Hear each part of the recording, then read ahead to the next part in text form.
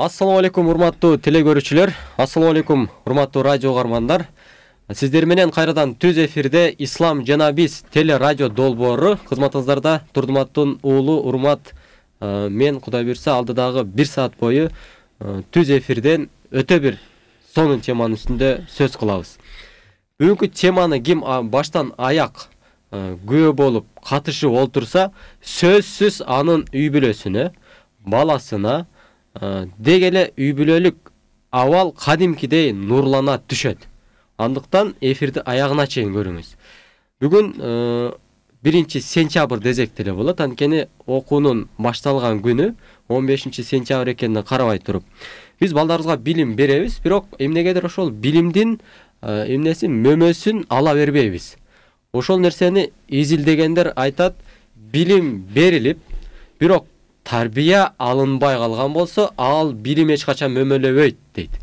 Биз дагы бүгүн билим эмес, балким үйдөгү тарбия жөнүндө сүйлөшөбүз. Коногубуздун студиябыздын коногу барыбыз сагынган устаз, барыбыз укуубуз келген устаз. Ошол устазыбыздын мындай эмне дейбиз? Орун басары деле болуп калды, Кудай буйрса, мен абдан сүйүнөм. Буйрса ушул устаздарыбыз бар, элибиз аман, динибиз эмне дейт? Баягы бир устаз айтты эле, устаз баягыда. Алымдардын кетүүсү менен ислам дагы мындай бөксөрөт депчи. Айтайын дегеним, учубуз кур эмес, ушундай сонун устаздарыбыз бар. Бактияр Ажы Шарапов устазыбыз биздин студиябыздын коногу, жана дайым коногу болот. Сиздер сүйүндүрүп коюн. Дайым шаршемби күнү 7-ден 8ге чейин Бактияр устазыбыздан 1 сааттык сонун темаларда сабактар болот. Андыктан бизди дайым күзөтүңүз. Ассалам алейкум устаз, кош келдиңиз. Ва алейкум ассалам ва рахматуллахи ва баракатух. Кушбак болуңуздар. Устаз, сиздер менен ушу жүрө берип, мындай сөздү узак сүйлөй турган болуп калдык, кечирип коебуз. Азыр калган суроо жооп кылабыз, устаз. Бүгүнкү тема тарбия. Тарбия жөнүндө акыркы күндөрү изилдеп атып, көптөгөн кыргыздын сөздөрүн мындай накыл, макал сөздөрүн окуганга туура келди, жана анын кээ түшүндүк, кээ түшүнө элекпиз. Анын арасынан өтө бир кооптуу сөздү окудум. Мындай деген сөз бар экен, ошодон чечмелеп бериңиз. Балага туура тарбия берсең, бактылуу карлыкка даярдан дейт. Балага туура тарбия берсең, бактылуу карлыкка даярдан дейт. Балаңа тарбия бербесең, кор болгондогу карлыгыңды күт дейт да. Ушундан баштасак сөз. Бисмиллахир-рахманир-рахим. Нахмадуху нусалли аля расулихил карим. Амма ба'д. Ассаламу алейкум урматтуу угуучулар. Албетте өтө орчундуу, дегеле көйгөйлүү, ушунчалык керектүү теманы тандап алыпсыз. Чынында эле бул тема боюнча биздин устаздарыбыз, же болбосо аксакалдарыбыз, ошол эле учурда балдарды тарбиялап өстүрүп берген көрүнүктүү аксакалдарыбыз, адамдарыбыз келсе жакшы болот эле. Бирок алар келбептир, эми айла жок. Бизде дагы жакшы сөз бар, өрүдөк жокто чулдук бий дейт. Алар жок болсо айласынан биз бийликти кылабыз эми. Эми ошондон бул сөздү башташтан алдың өзүбүздөн улуу устаздарыбыздан, дегеле аксакалдарыбыздан кечирим сурайбыз. Чынында эле биз азыр жаштыгыбыз калган жок. Ошондой болсо дагы орто жаштабыз. Сиздер көргөн нерсени көрө элекпиз. Бирок кантсе дагы арабтарда сөз бар, сен сүйлөп жаткан адамдын өзүнө караба, балким эмнени сүйлөп жатат, ошо сөзүнө кара дейт. Ошондон биз эми өзүбүз жок жерден жонуп, кара жерден казып, ойлоп айтпайбыз, балким ошол эле пайгамбарыбыз саллаллаху алейхи ва саллям айткан, ошол эле Аллах Таала Куранда айткан негизинде, ошол эле учурда өзүбүздүн ата бабабыз айтып кеткен, азыр сиз айтып өттүңүз, лакап макал менен айтып, өзүбүздүн акылыбыз, илимибиз жетишинче түшүндүрүүнүн аракетин кылабыз. Азыр сонун сөздү айттыңыз. Буну чынында эле түшүнүштүн же болбосо чечмеделеп айтыштын эле кажети жок. Себеби азыр иш жүзүндө көрүп калдык. Биз байыртадан тарыхы бар кыргыз элбиз. Чынында эле биз этаж үйлөрдү көргөн эмеспиз. Же болбосо бөлмө кабат көп кабаттуу үйлөрдү көргөн эмеспиз. Чынында эле ата бабабыз боз үйдүн ичинде эле жашап келген. Баласы дагы, кызы дагы батышып эле, баласы үйлөнгөн болсо бир бурчта келини деле, ошол эле учурда уйу, кою деле батышып келген. Улуу сөздө уят жок дегендей, акыйкат сөздө уят жок. Мен ачыгын айтайын, уйу сийип жиберсе, тос деп күл менен эле тосуп коюп, ошол боз үйдүн ичинде эле батышып келгенбиз. Бүгүн күнү ошол тарбия болбой калгандыктан кабат үйдө ата-энебиз батпай калды. Ошол эле балаңа тарбия бербесең, анда корудукту күтө бер деген мына ошол да. Азыр ушунчалык акыйкат, сөз, чындык бүгүнкү күнү Кыргыздын аксакалы, карыялар үйдө калып атат. Бүгүнкү күнү апаларыбыз төрдө отуруп дуа бере тургандарыбыз карыялар үйдө калып атат. Мына ушун эле карап туруп, болду, жетишти мага деп балдарды азыртан тарбиялай турган болсок, анда эч качан өкүнбөйбүз. Бул сүйлөй бераттан болду экен дейт турган болсоң, анда карыялар үйгө барып отура бересиң эртең күнүчү. Азыр эч ким айта албайт, мен ал жака бара албайм, мен ал жака барбайм, мен балдарым карайт деп айта албайбыз да. Бүгүнкү күнү ошол эле колунда бар, мингенге бар, киерге бар, бирок ошол жерде калгандыгы бул ачык чындык, ачуу чындык бардыгыбызды өкүндүрө турмат туган. Ошондуктан азыр сиз айткан сөздү мааниси түшүнүктүү эле деп ойлойм. Аллах разы болсун. Анан устаз, карылар үйүнө барып калган кыргыз апалар же аталар ал ачык маселе болот атпайбы? Бирок үй шартында деле апасы деле атасы деле төрүндө отуруп айтор чогуу жашайт. Бирок ал жерде ордулары жок. Ооба. Кадыр баркы жок. Кадыр баркы жок. Ушул тарбия кайсыл жерден ката кеткенки кадыр барк деген нерсе жок. Ооба. Каерден ката кетти? Каерден ката кетти? Мунун ката кеткени, урматтуу тууган, ачыгын айтканда бүгүн айтсак жек көрөсүздөр да динге такай берет депчи. Албетте акыйкатты айтыш үчүн такаганга мажбурбуз. Бүгүнкү күнү мына ошо телефонуңуз бузулган болсо, муну оңдоштун өзүнүн китеби бар. Мына сүйлөп аткан микрофон бузула турган болсо, муну оңдоштун өзүнүн китеби бар. Компьютер китеби бар. Бүгүнкү күнү адам баласы бузулду, анын китебине карабай калдык да. Биздин деле китебиз бар, Кураныбыз бар. Куранда 114 сүрө бар, 30 пара, 300 барак деген сөз. Ошону баштаганда эле Аллах Таала өзү тарбият менен баштаганда, Алхамдулиллахи Раббил аламин, бүткүл аламдардын тарбия кылуучусу болгон Аллага мактоолор болсун. Тарбия кылуучу албетте бардыгыбызды, жаныбар, курт кумускар, өсүп келе жаткан чөп бардык бактарактын бардыгыны тарбия кылган, бизди дагы тарбия кылган Аллах Таала да. Эң негизи тарбия кылуучу. Ошол бизге балаңды, үй бүлөңдү, айлана чөйрөңдү дегеле өзүңдү кандай тарбия кылышты Куранда айтып берип койду. Биздин китеп, аны карабай калдык, аны окубай калдык. Пайгамбарыбыз ачык айтты. Темирге суу жетип кандай дат баскан болсо темирди, жүрөктөрдү дагы ошондой дат басат деди да. Сахабалар таң калып сурашты. Анда темирди тазалаштын жолу, жүрөктөрдү кандай тазалайбыз? Пайгамбарыбыз айтты, Куранды көп окушлук менен жүрөктү тазалайбыз. Бүгүн Куран окубай калдык. Мусулман болуп төрөлдүк, мусулман үй бүлөдө чоңойдук, мусулман болуп жашап атабыз. Бирок Куран китебибизди билбейбиз да. Бузулдук, мына ошону билбеген үчүн. Тарбиядан чыктык, ошону окубагандыгы үчүн. Бүгүнкү күнү ушунчалык деңгээлге жеттик, ошо Куранды карабагандыгы үчүн. Onu karabay tur ele, эми мен өзүм карап алгам, мен душаң таза, жүрөгүң таза болсо болду, душаң менен ишенишиң керек. Сен өзүңдү актаганың менен бул жагы өлүп атат. Бул жагы уже чектен чыгып кетти. Макул Куран окубай калсаң, экинчиси пайгамбар айтты, өлүмдү көп эстөө менен. Өлүмдү дагы эстебей калдык, өлүмдөн коркуп калдык. Макул, эми караң, Куранда Алла Таала башында тарбия менен баштап атабы, бүтүргөндө дагы тарбия менен бүтүрүп атат да. Кул а'уду би раббин нас. Адамдардын тарбиясы кылган, тарбиячысы болгон Аллахтын аты менен мен сактаныш тилеймин деген. Башында дагы, акырында дагы Аллах Таала Куранды тарбия менен баштады, тарбия менен бүтүрдү. Неге? Ошонун ортосундагы бардык сөздөр бул бизди тарбия кылуучу Аллахтын сөзү. Мына ушул китеп биздин китеп. Ушуну окуй турган болсок биз өзүбүз дагы оңолобуз. Ушуну окуй турган болсок айлана чөйрөбүз дагы оңолот. Ушуну окуй турган болсок балдарыбыз дагы, ата-энебиз дагы бардыгы өзүнүн ордуна кадыр барктуу болот. Бүгүнкү күнү ошону окубай калдык, анан эле бузулуп атабыз. Эч кандай таң калыштуу нерсе эмес да. Анан тарбия туура эмес берилүүсү, жооп тарбия берилбей калды деп айта беребиз да. Ооба. Бирок туура тарбия динде экенин билебиз. Ооба. Жана динде кайсыл жеринде жана ал туура тарбияны кантип мындай балага өткөзүп бериш керек? Туура тарбияны албетте балага өткөзүп бериш үчүн адам баласы өзү ошол менен тарбияланыш керек да. Бүгүнкү күнү биз өзү Аллах Таала Куранда өкүм берди, намаз окугун. Бул Алланын өкүмү, каалоосу эмес, Алланын буйругу, каалоосу эмес. Сен намаз окуй турган болсоң, сенин бардык ишиң оңолот. Мурдагыдай алдыбай каласың. Мурдагыдай жалган сүйлөбөй каласың, чекпей каласың, ичпей каласың, мамилени туура кыла баштайсың. Качан намазың туура турган болсо. Бүгүн өзүң намаз окусаң, ана балаңа кантип айтасың намаз оку деп? Бүгүн Куран окуп алдың.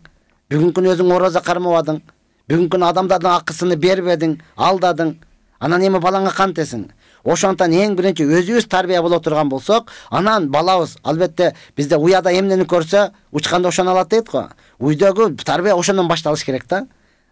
Мына ошондой өзүбүз кыла турган болсок, анан балага дагы айта алабыз. Балага айтпаган күндө дагы бала эмнени көрсө ошону кылып ойнойт да. Намаз окусаң, ал деле бир нерсени полотенцаны дегеле кайсы бир чүпүрөктү же жайнамазды жайып алып, ал деле Куран окуп, ал деле жатып, не кылат? Ошентип ойнойт да. Вот тарбия каяктан башталып атат да.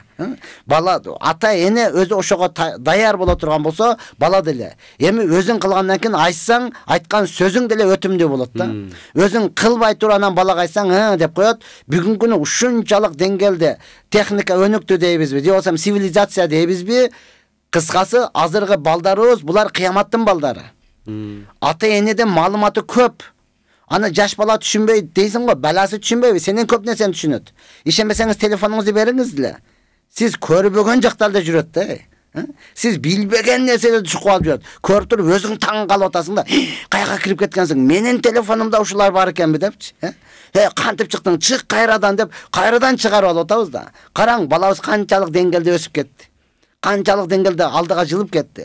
Ошого биз өзүбүз көңүл буруп туруп, анан аларга айтып бере турган болсок, айткан сөзүбүз дагы таасирлүү болот. Ооба, ошол үчүн да Кураныбыз бар, хадисибиз бар, алым устаздарыбыз бар. Ошону алган өзүбүздүн дагы китепти карап, мен кайсы жерден бузулуп атам? Мен кайсы жерден оңолушум керек? Мен кайсы жерден кантип балама тарбия беришим керек деп түзүлүп калган тартип бар, китебибиз бар. Ошону карасак андан кийин жөн эле акылга салып, менин балам андай болбойт, менин балам мынандай болуш керек дей бергенде жок. Куру сөз менен эч нерсе чыкпайт.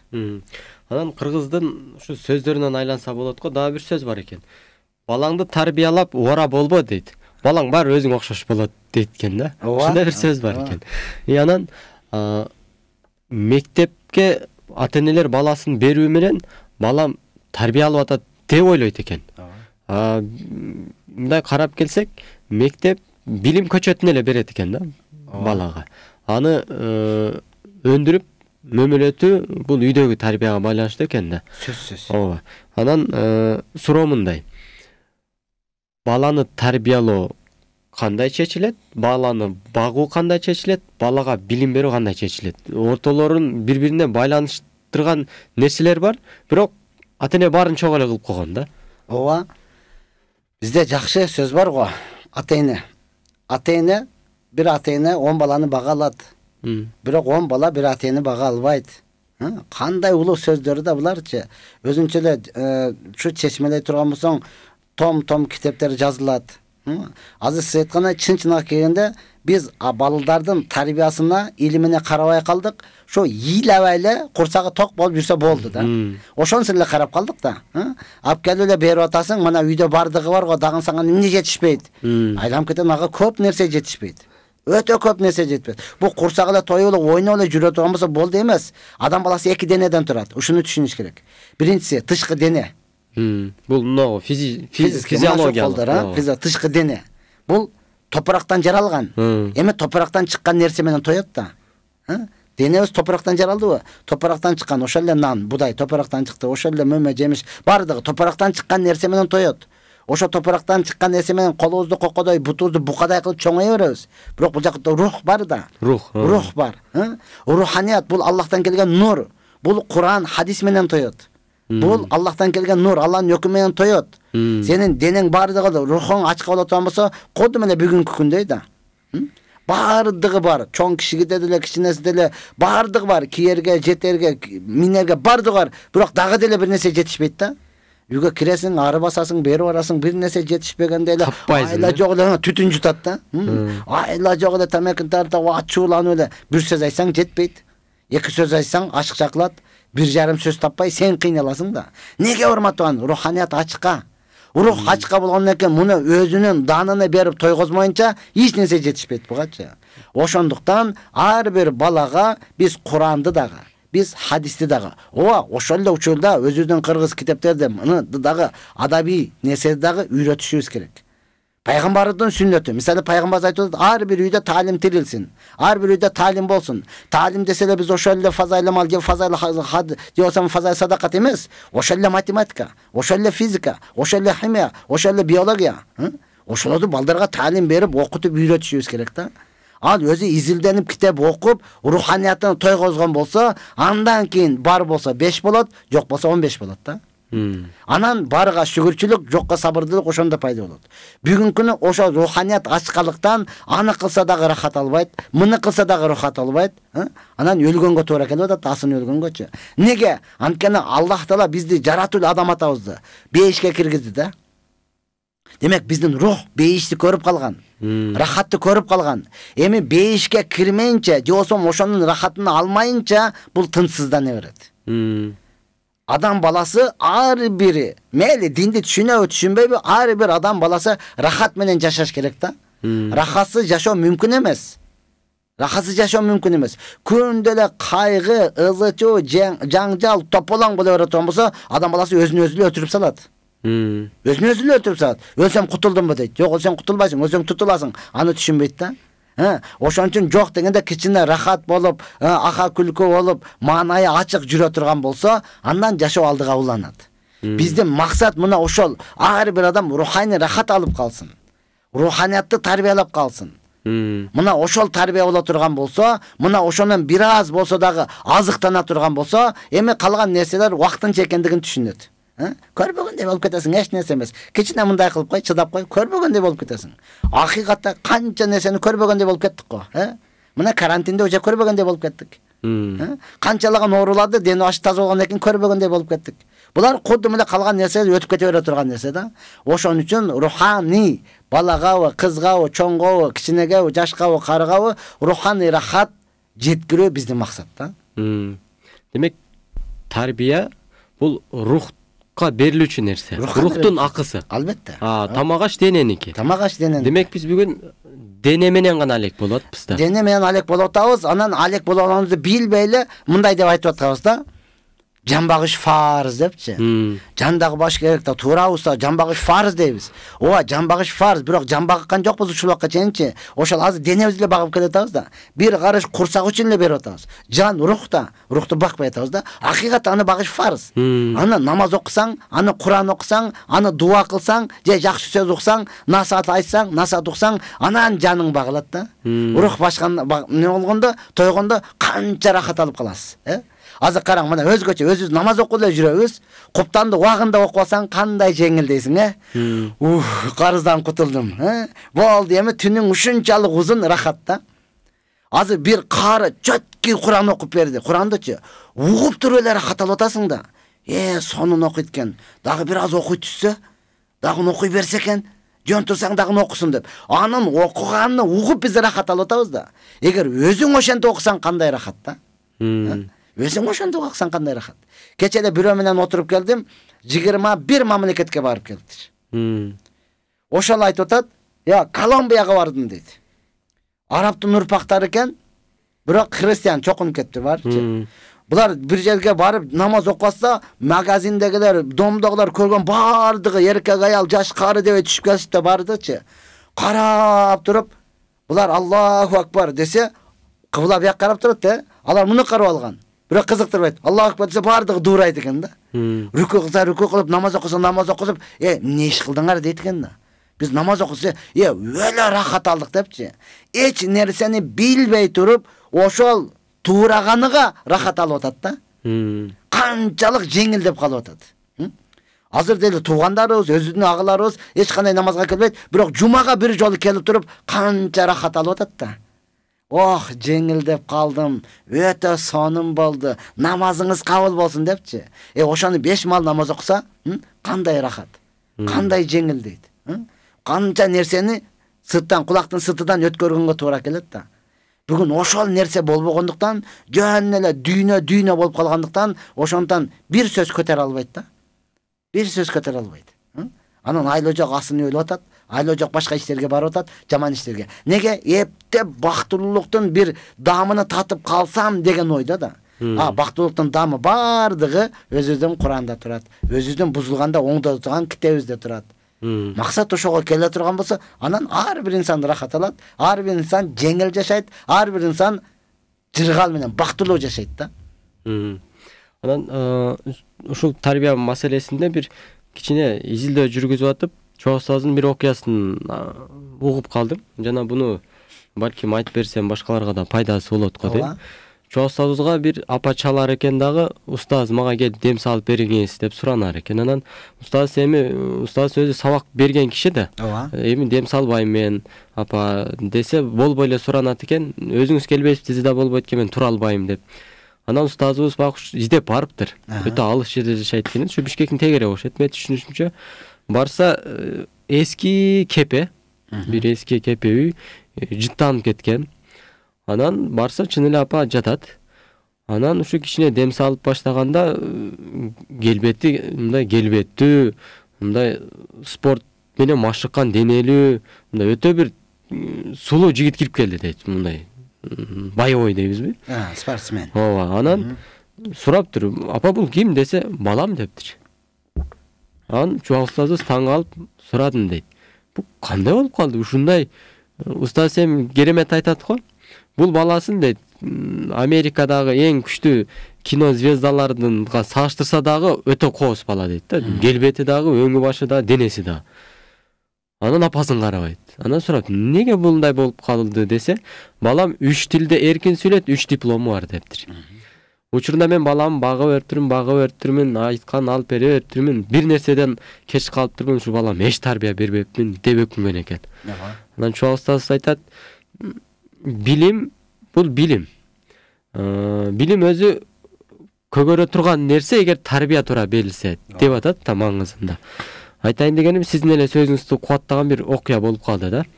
Анан устаз баягы намаз жөнүндө чынында бул парз экенин эч ким мындай парз эмес дебейт мусулман киши. Тан алат баары. Тан алат. Эми окуш окубаш башка маселе. Бирок тарбия маселесине келгенде бул тарбия жеңил сиңүүсү үчүн намаз окугандар тагыраагы тарбияны жеңил сиңирет. Эми үйдөгү тарбия тартибин айтып берсеңиз, ата кандай болуш керек, эне кандай болуш керек, эркек бала, кыз балага кандай тарбия бериш керек ки, келечекте ал чоңойгондо кайра бакубат үй бүлө, мындай, ушундай бакубат үй бүлө, балдары да бакубат үй бүлө, ушундай бакубатчылык үй бүлө болуп, мындай кенен бакубат үй бүлө, бир өлкө бакубат болуп калса, тартибин жиликтеп берсеңиз тарбия. Албетте, эми өзүбүз ошого аракет кылып атабыз. Эми өзүбүз кылган нерсени мүмкүн болушунча айтабыз, анан кыла албаган нерсени чынында эле айтыш кыйын, мындай кыл депчи. Бүгүнкү эми биз деле орто жаш болуп калдык. Эми чынында эле ата болуш үчүн пайгамбарыбыз саллаллаху алейхи вассаламды караш керек. Пайгамбарыбыз саллаллаху алейхи вассалам бул бизге үлгү. Биринчи кезекте үлгү.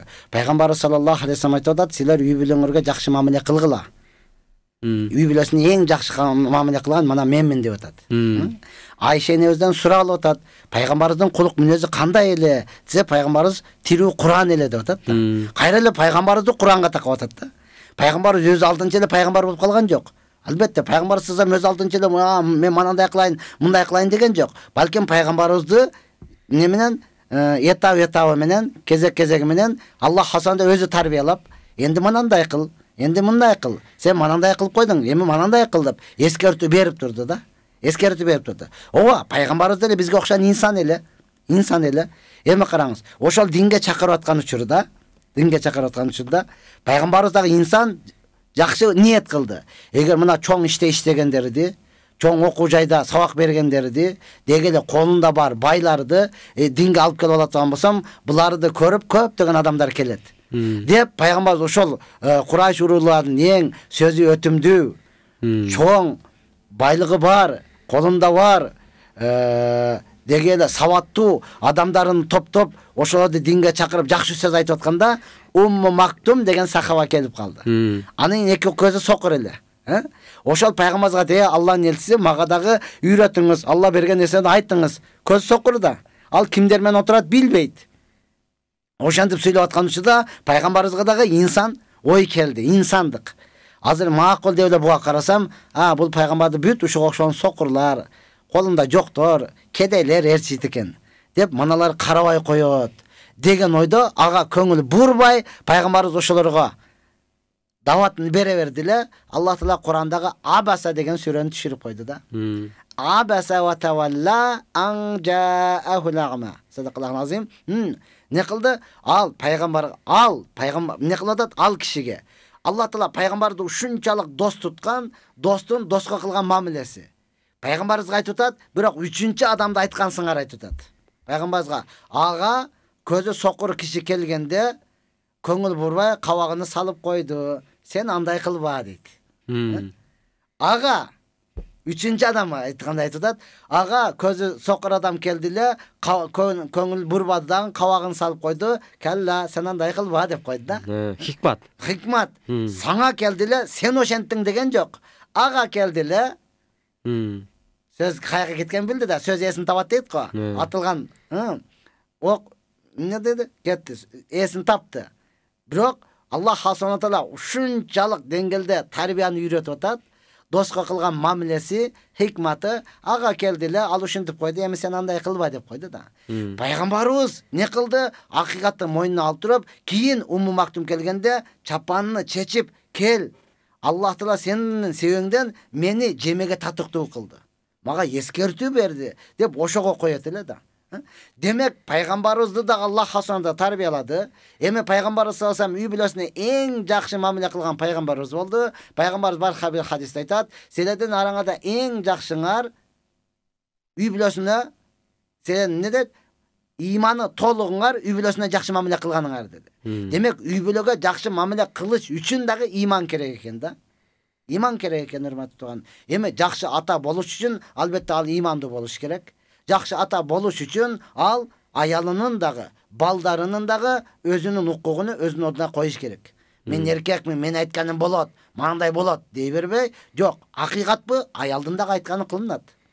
Акыйкат söz айтылган болсо, аялың ары турсун, керек болсо кул, керек болсо душманын акыйкатты айтса дагы, акыйкат экен деп моюнга алынат да. Ошон үчүн ар бир ата канча эркек болсо дагы, kança sözümdü ötüp el başkargan bolsa dagı ayalı akıйкатты айтып атабы, туура айтасың, менден кемчилик кетти, болду, манандай кылайыл деп, ал акыйкатты мойнуна ала турган болса, анан чыныгы ата болот. Акыйкатты мойнуга албаса, сен катын сүйлөй бересиң, апаң айта берет, мындай кыл, мен айтканым болот. Жок, анда үй бүлө тарбиядан чыкты. Үй бүлө тартиптен чыкты. Ошол эле учурда эми апа, албетте эркек, я Алла, бир адам эч качан эл болбойт, бир тамчы эч качан сел болбойт. Erkekti erkek kılan ayal kişi. Ata enebizde murda мындай эркиндик болгондуктан ата энебиз Кур'ан хадисти жакшы түшүндү, бирок айта албады. Кысымчылык болгондуктан. Ошондон макал лакап менен эле жеткирип койду бизгечи. Эркекти эркек кылган аял киши деди. Эркек канча эркек болгон менен муну эркек кыла турган, мунун сөзүн өтүмдүү кыла турган, чыныгы ата кылып балдарга тарбия не кылып, балдарга чыныгы ата кылып көрсөтө турган бул эне да. Бул аял киши. Мен ар дайым айтып келем, эркек канча такыба болсун, эркек канча илимдүү болсун, эркек канча сөз өтүмдүү болсун, бирок үйгө дин алып кире албайт. Үйгө тарбияны алып кире албайт эркек. Үйгө тарбияны дегеле бардык нерсени алып кире турган аял киши да. Аял киши.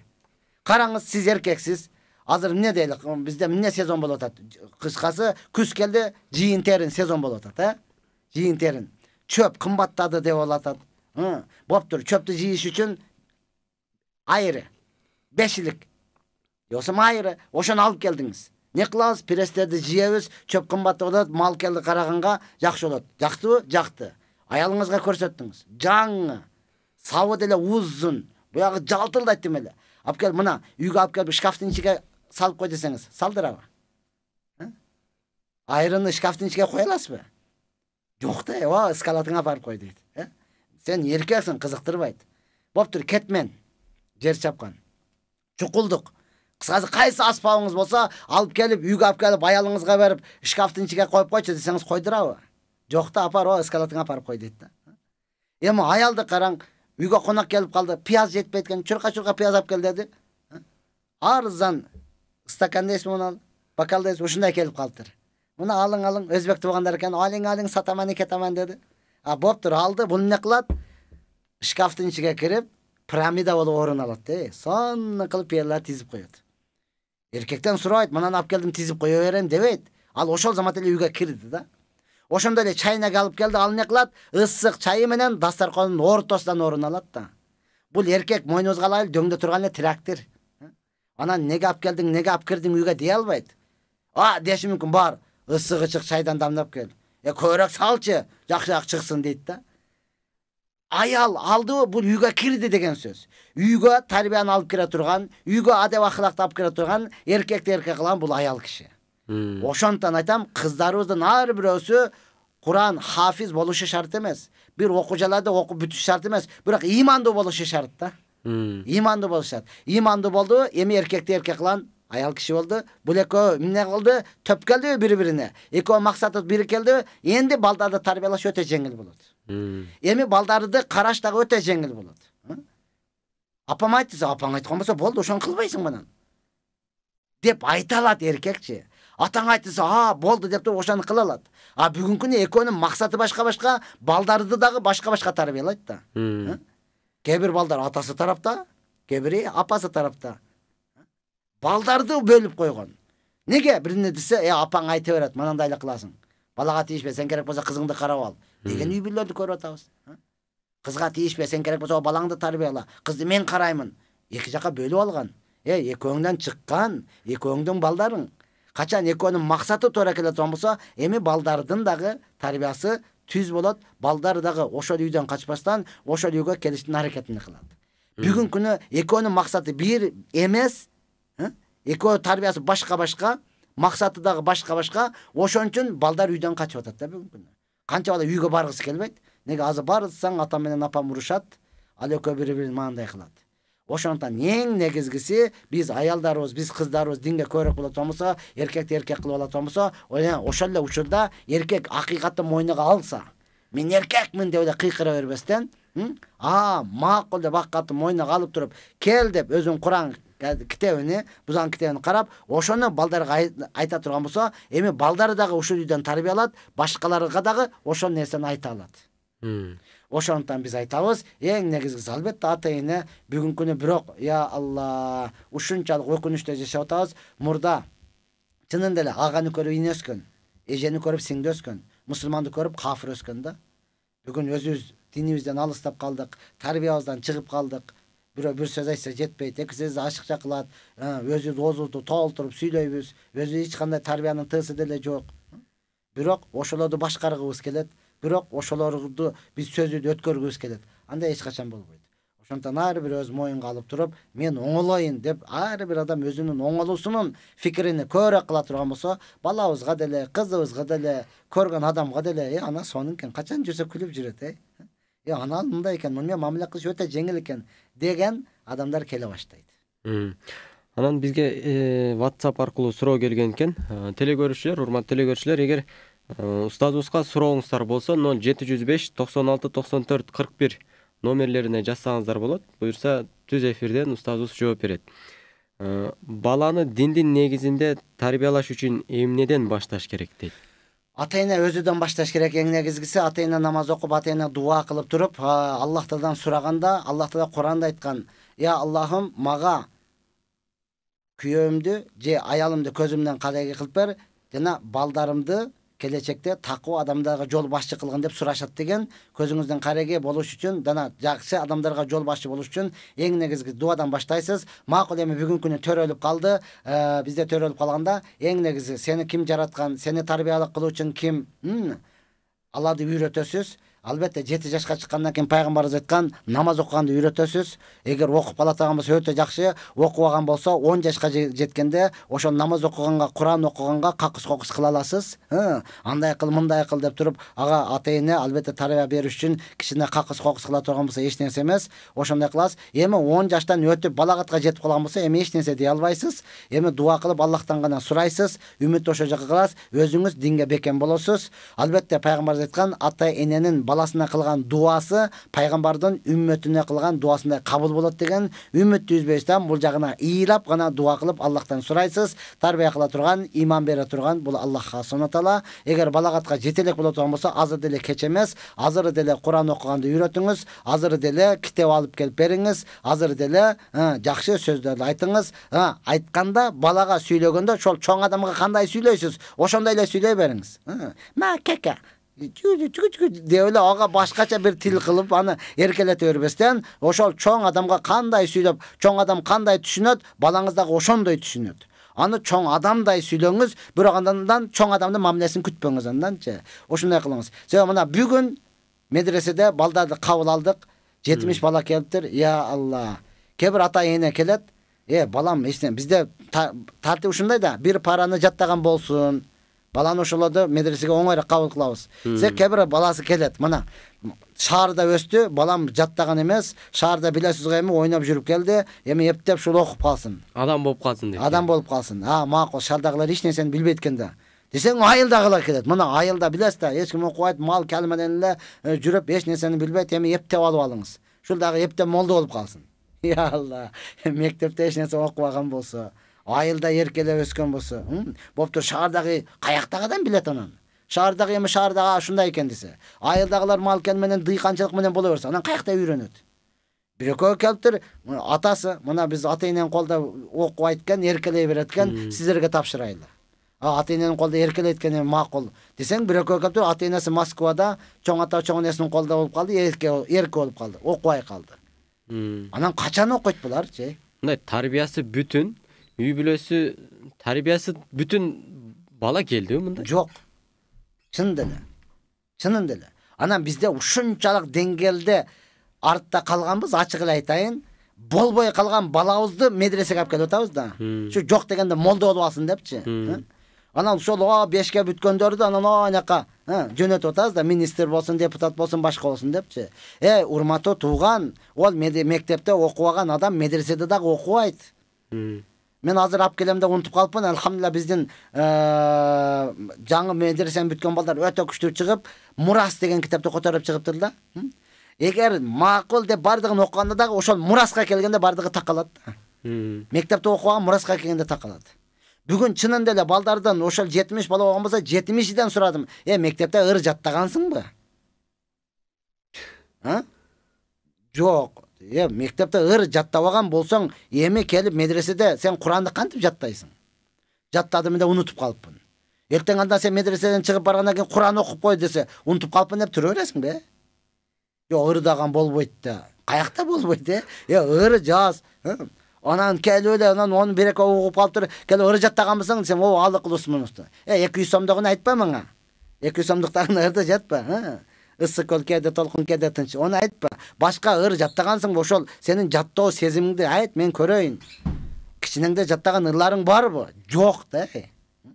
Жок да. Мен мисалы ошол 5-классымда экен, 6-классымда экен, жаттаган ырларым азырдыга чейин бар да. Бүкөнтай бучук мурун 3 жашар кыз, бир күндө 100 жыгылып 100 басар кыз. Аз сүйлөйт, көп күлөт, корс көз күлөт, 90дагы кемпирден таза сүйлөйт. Бул ошон ырларыбыз бар да, Эми бул бала эч нерсени жаттабаган болсо, анан мен буга Куранды кантип жаттатам, буга калган сабактарды кантип жаттатам, анан бул кантип анан илимдүү болот. Эми буга дагы эбегейсиз чоң салым керек. Макул эми баягы жоктон көрө жогору дегендей, жок эмес келиптир, аракет кылабыз. Бирок бул баладан ошол дүйнөнү сугара турган, дегеле дүйнөгө бир ачылыш жасай турган бир нерсе чыгат деген үмүт азыраак да. Болот эми Аллахтан болуп туруп чыгып калышы мүмкүн. Келип калышы мүмкүн. Эми бардыгы эле Чарльз Дарвин боло бербейт да. Экиге окуп алгандан кийин ушунчаны түзүп жайда турган бардыгы мындай боло бербейт да. Бирок фундамент баары зарыл нерсе. Фундамент зарыл нерсе. Ошондон азыр дагы айтайын, мектеп бүгүндөн башталды. Урматтуу ата-энелер, сиздерден сураныч, эгер чынында эле балаңыз ыймандуу, деги эле Куран чача турган, ушундай хадистерди айтып бере турган болгоңуз келет болсо, азыртан мектебине карап коюңуз. Мектебине тарбиялап коюңуз. Ошого көңүл буруп коюңуз. Ошол жакта көңүл буруп, анан мейли 9 бүтүп келсин, мейли 11 бүтүп келе турган болсо, андан биз дагы чоң үмүт менен баш отубузду берип, бул балага окутуп, билген нерсебизди үйрөткөн аракетин кылабыз. Анан устаз, ушул акыркы күндөрү балага ата-эненин көңүл буруусу же убакыт бөлүүсү жөнүндө бир кызыктай бир окуялар болуп атат. Мен өзүм мындан тышкары иштеген жумушта шар окуу курсу бар да.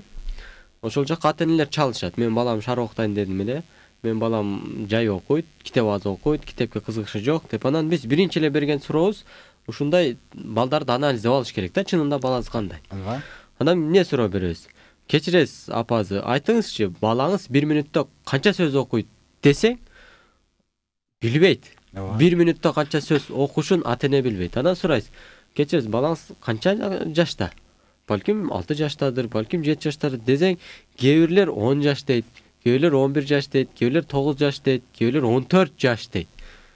Анан мен кайра ачууланып айтам, 12-15 жашка чыкканга чейин балаңызга ушу 1 мүнөт бөлгөн жоксузбу дейм да. Эми чынында баланын билимине караган ата-энелер бар.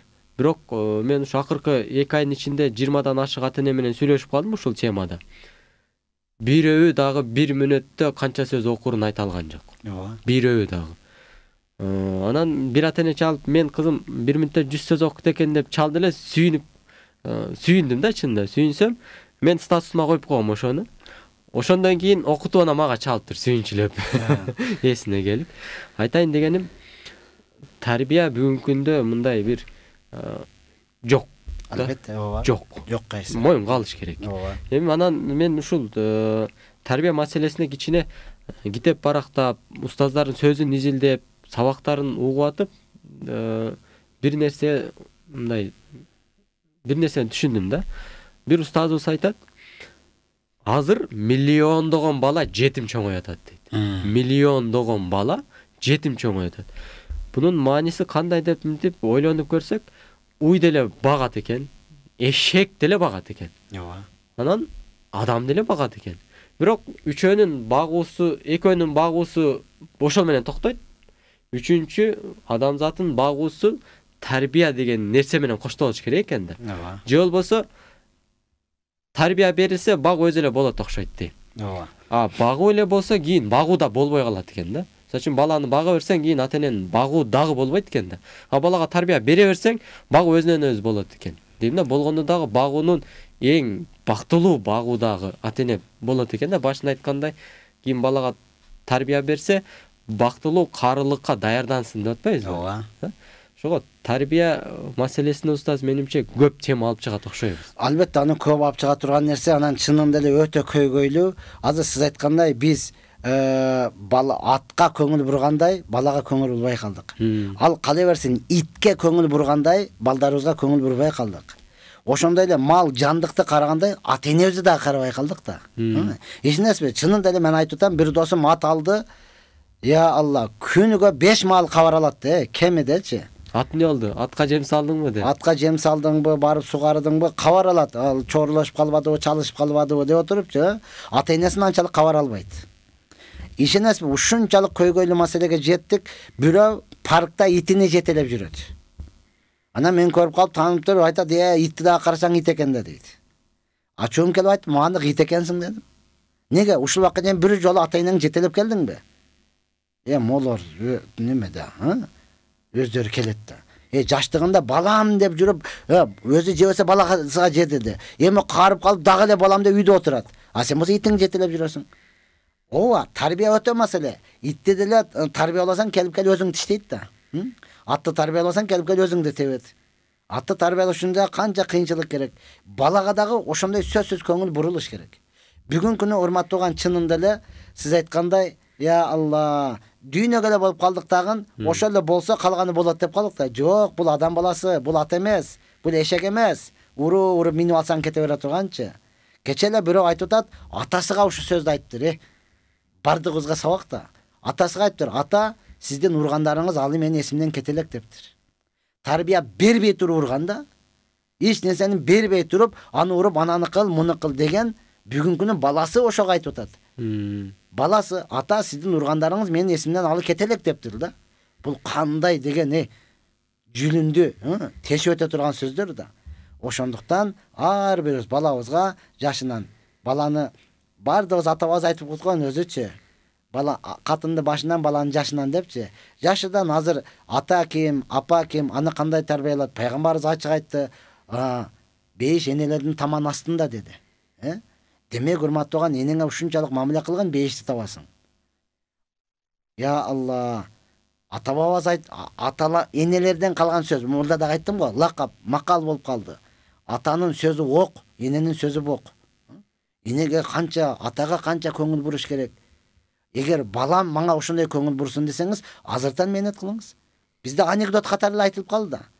Бирок баласын эртең менен чыгарып, бала бакчага апарып таштайт. Өзү жумушка кетти, кечинде алып келет. Жат эле жат, укта. Эртең менен кыйналасың, бол, укта. Ойното койбойт, же сүйлөшө койбойт. Алып келип эле кайрадан уктатышына аракетин кылат. Уктайт, кайра эле эртең менен баары ыйласына карабай таштайт. Анан оюнчук баардыгын алып келип коет. Шоколад алып келип берип коет. Баары да акчасы бар. Аны алып келип берип коет. Акыры анан отуруп баласыдан сураптыр. Балам, эртең биз каарыганда бизди кандай карайсың? Биз сени жакшы көрөбүз. Мына машинаң бар, мына шоколадың бар, кийимди алып келип беребиз, баардыгын. Биз каарыганда карайсыңбы? Се баласы дагы ачыклайттыр. Ооба. Мен дагы сени өтө жакшы көрөм. Караганда эртең менен карыялар үйгө апарып таштаймын. Кечинде кайрадан алып келем. Неге? Силер деле мени жакшы көрүп ошентип атпайсыңарбы депчи. Бүгүн күнү чынын деле жаллаттан кыз ыйлап чалып атат да, жаш кыз. Ата энем жеткен бай дейт. Бардыгы бар, бирок дагы деле иштейт. Үйдө өзүм жалгыз калтырып кетет. Келе жатканда эле тамак кылып кой, биз баратабыз. Болду, жат. Мындай отуруп сүйлөшпөйт. Менин оюмду, менин максатымды бири дагы укпайт. Не керек? Көп сүйлөбөчү, ана акча турбайбы? Ананы кыл, муну кыл. Болду, жат. Анан кылдың, муну кылдыңбы? Мени укпайт. Мен эмне кылышым керек? Асын өлүшүм керекпи? Же башка жака качып кетишим керекпи? Уже качканга дагы даяр, асыл өлгөнгө дагы даяр да. Неге? Алар манал эле жетсе болот балага деп атат да. Материалдык нерсе. Материалдык нерсе. Бул эч нерсени чечпейт. Мунун кызыгы кеткен ал балагачы. Ал деле бирөө менен сүйлөшүп олтургусу келет, ал деле алдыга өскөсү жылгысы келет. Адам менен адам сүйлөш керек да. Тым пыйлы болуп турдун бук болуп өлөсүң го. Ошондуктан ар бирөөбүз балдарыбызга, кыздарыбызга, ошол эле учурда ата-энебизге, бир тууганыбызга көңүл бурушубуз керек. Буларды тарбия болуш үчүн башка туугандар менен тааныштырыш дагы керек. Туугандар менен ким досу, ким бөлөсү, ким жээни, ким таекеси, аларды дагы билсин. Барып аладын балдары менен чогуу ойносун, өссүн, урматтуу тууган. Үйдө эле камап алып, мана бөлмө сеники, мана бөлмө сеники, бири-бириге кирбе. Я Алла, андай болбойт да. Бүгүн күнү бири-биринин бөлмөсүгө киргендиги үчүн урушуп атат. Ата-эне ага туура түшүндүргөн ордуга анын бөлмөсүгө неге киресиң деп кайра урушуп атат да. Үйүндө олтуруп, балдар үйгө бөлүнүп, мана менин бөлмөм, мана сенин бөлмөң. Короче, менин бөлмөмө кирбе. Ал эмне кылып атат, иши жок. Ыйлабайла, кыскасы, ден баш таза жүрсө болду. Бул биякта эмне кылып атат, иши жок. Аны менен болбойт.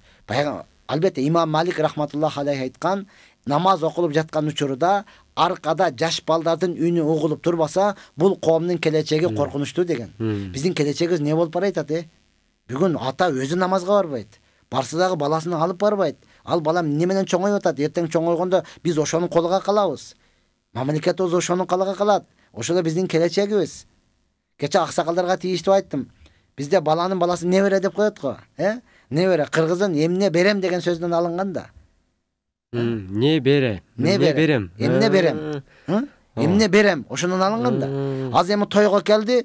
Uygu varsa le ne vere çığa çoğ ata depçi. Ne verem? Emi anyaktagı konfet alat, buljaktagı alman alat, çöntök kısalat, barattagın beret. Meh. Көргөзбөйже. Ана ыйлайт. Онан жашырып же дейт. Эми бул эмне кылат? Жашырып жеп атат да. Коррупцияга өзү эле үйрөтүп атабыз. Эртең карагандан кийин как раз ошо жашырып жей турган болот да. Ата-энеге эч нерсе бербейт. Көргөзбөйже ыйлайт депчи. Не бер? Бере турган нерсе толтура го. Тарбия бер, адеп бер, китеп бер, таалим бер. Албетте эң негизгиси адеп. Пайгамбарыбыз айткан, кимде ким улууну урматтабаса, кичүүнү ызаттабаса, ал бизден эмес. Улууну урматтаганды үйрөтүшүбүз керек. Кичүүнү ызаттаганды үйрөтүшүбүз керек. Биз чынын деле улуулар келетканда кандай абалда калат элек, Кечегилебиз, бирок ошондой болсо дагы бир аз чоңдорду көрүп калдык го. Алар келетканда ордуңдан туруп, алар келетканда колуна суу куюп, алар келетканда орун бошотуп. Азыр андай жок да. Бардыгыбыз көрүп атабыз, бирок унчукпай эч нерсе көрбөгөндөй кетип баратабыз. Бул биз үчүн келечегибизге коркунучтуу. Ошондуктан эртерээк алдын алышыбыз керек. Убактыбыз өтө тар калды. Кыскараак бир суроо келген экен. Ассаламу алейкум. Истихара намазы боюнча кененирээк маалымат берсеңиз сураныш дейт. Сөзсүз белги келиш керекпи же ошол истихара намазын окуган түнү жакшы уктаса ал ишке уруксат берилген болобу же кандай болот? Аллах ыраазы болсун дейт. Ооба, өтө орчундуу сурапсыз. Бул убактыбыз аз калды, бирок мунун кеңири беришлик үчүн урматтуу тууган, убактыбыз аз калыптыр. Негизгиси 3 күн окуйсуз, көп окуганда 7 күн окуйсуз. Түш көрүшүңүз шарт эмес. Албетте кайсы ишти кылгандан алдын ошону окуйсуз. Эгер ошол жакшы боло турган болсо, сиздин жүрөгүңүз ошол жака тартылат, ошону кылганга күч кубат болот. Эгерде эч кандай жүрөгүңүз, көңүлүңүз жокпу, анда таштаңыз. Түш көрүш шарт эмес. Албетте түш көрө турган болсоңуз, көктү көрсөңүз, акты көрсөңүз, анда кыла бересиз. Бирок түш көрүш шарт эмес. Караны көрсөңүз, кызылды көрсөңүз, ошол заматта токтотосуз. Мына ушундай. Албетте пайгамбарыбыз мунун дагы Куранды үйрөткөндөй истихара намазын дагы үйрөтөт эле. Анткени биздин бардык проблема, мындан сурасаң башканы айтат, мындан сурасаң башканы айтат. Башың маң болуп катып калды. Жумшатыштын жолу ошол эле истихараны окуп ал, башың жумшак болуп калат. Аллах ыраазы болсун.